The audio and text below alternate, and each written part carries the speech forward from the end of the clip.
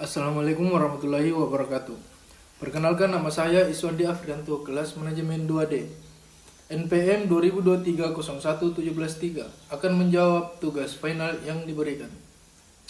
Langsung saja menjawab pertanyaannya. Yang pertama,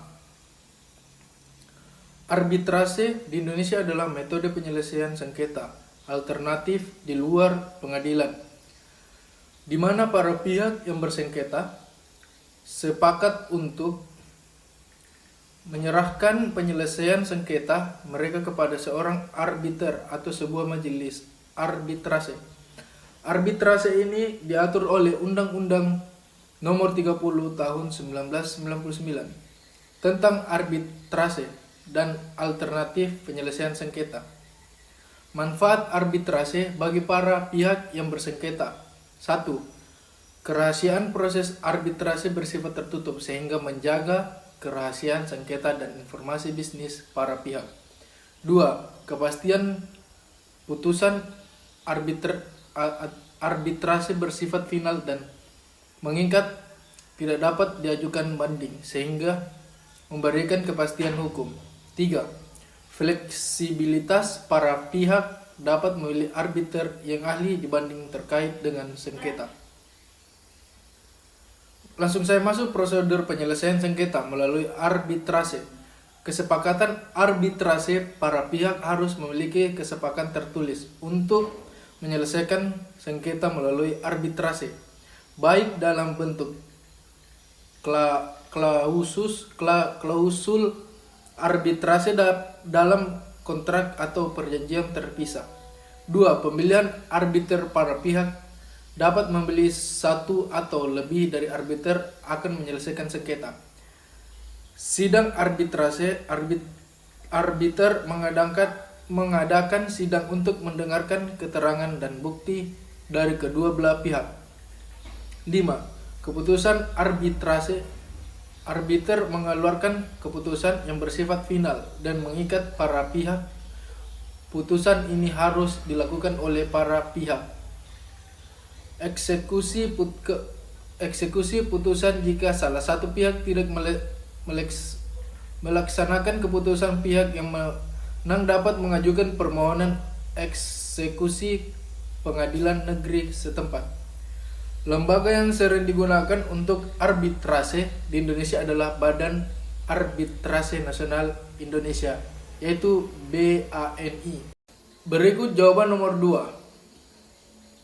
Perlindungan konsumen di Indonesia didasarkan pada kebutuhan untuk melindungi hak-hak konsumen dan memastikan adanya keadilan dalam transaksi antara konsumen dan pelaku usaha. Beberapa latar belakang yang terbelakangi perlindungan konsumen di Indonesia adalah: yang pertama, ketidakseimbangan kekuatan. 2. Penyalahgunaan praktik bisnis. Dan yang ketiga, peningkatan kualitas hidup. Keempat, keadilan dalam transaksi. Dan yang terakhir, kesadaran konsumen. Di Indonesia, kerangka hukum utama untuk perlindungan konsumen adalah Undang-Undang Nomor 8 Tahun 1999 tentang perlindungan konsumen.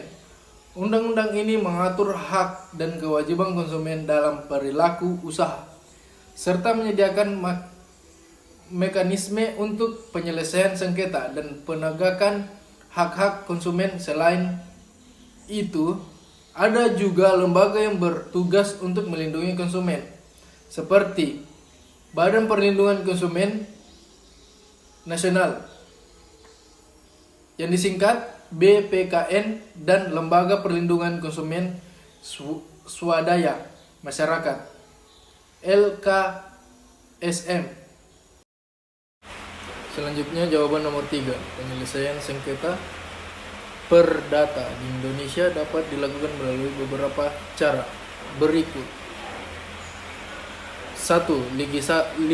Litigasi pengadilan dan pengajuan gugatan, sidang, putusan, banding, atau kasasi. 2. Alternatif penyelesaian sengketa, yaitu mediasi, konsiliasi, arbitrase, negosiasi. 3. Pengadilan khusus, pengadilan agama, pengadilan negia, pengadilan hubungan industrial. Penyelesaian di luar pengadilan, kesepakatan bersama para pihak dapat penyelesaian sengketa melalui kesepakatan bersama tanpa melibatkan pihak ketiga. Dan ada pula lembaga alternatif, beberapa lembaga penyediaan layanan penyelesaian sengketa alternatif seperti Badan Arbitrase Nasional Indonesia, disingkat dengan BANI. Setiap metode memiliki prosedur dan kelebihannya masing-masing, tergantung pada kebutuhan dan kesepakatan para pihak yang bersengketa. Selanjutnya jawaban nomor 3. Penyelesaian sengketa perdata di Indonesia dapat dilakukan melalui beberapa cara berikut. 1. Litigasi pengadilan dan pengajuan gugatan, sidang, putusan, banding atau kasasi. 2. Alternatif penyelesaian sengketa,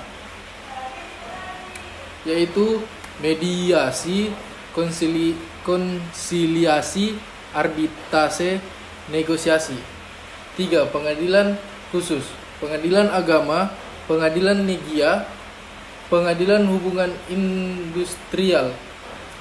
Penyelesaian di luar pengadilan, kesepakatan bersama para pihak dapat penyelesaian sengketa melalui kesepakatan bersama tanpa melibatkan pihak ketiga.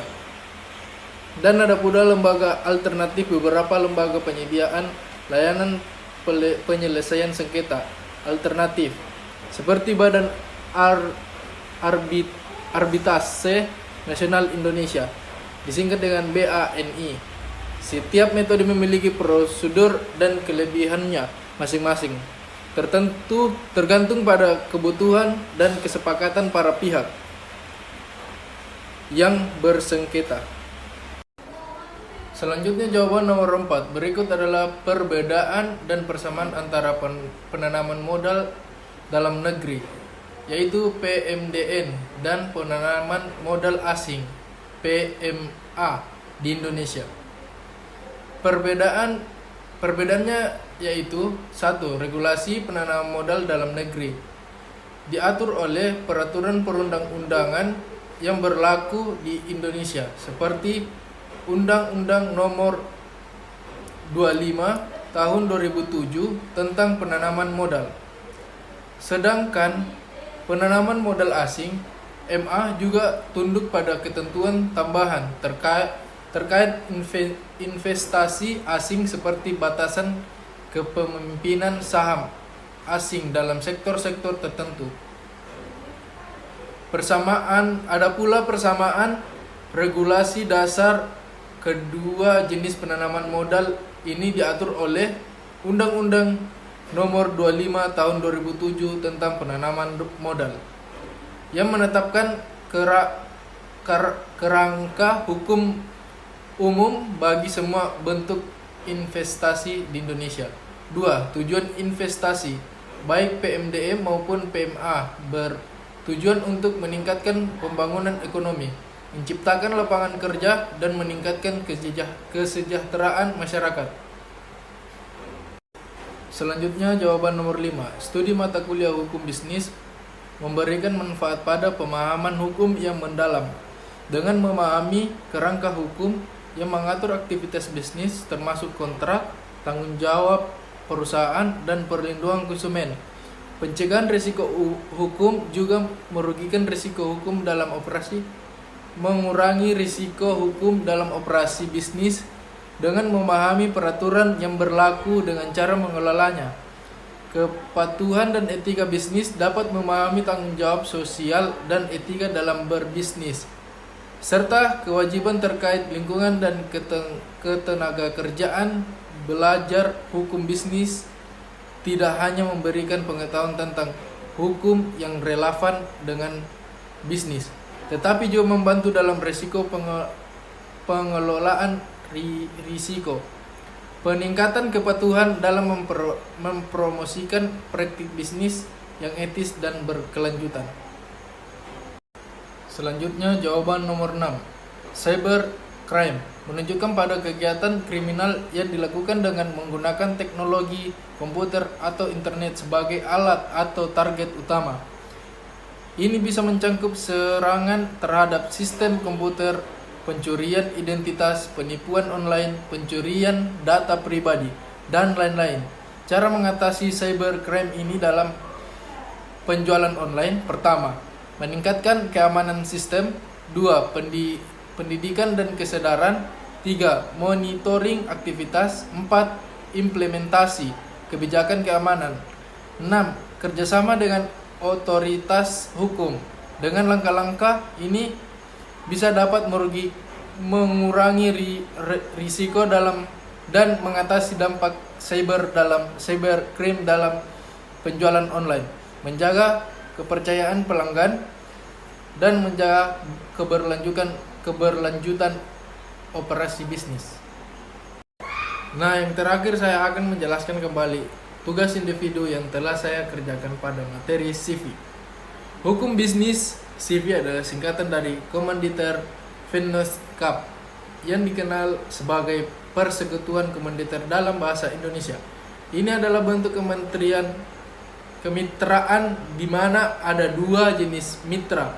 Mitra aktif komplementer yang mengelola bisnis dan bertanggung jawab pada penuh terhadap utang perusahaan, dan mitra pasif komanditer yang menyertakan modal tetapi tidak terlibat dalam pengelolaan sehari-hari dan hanya bertanggung jawab sebesar modal mereka investasikan.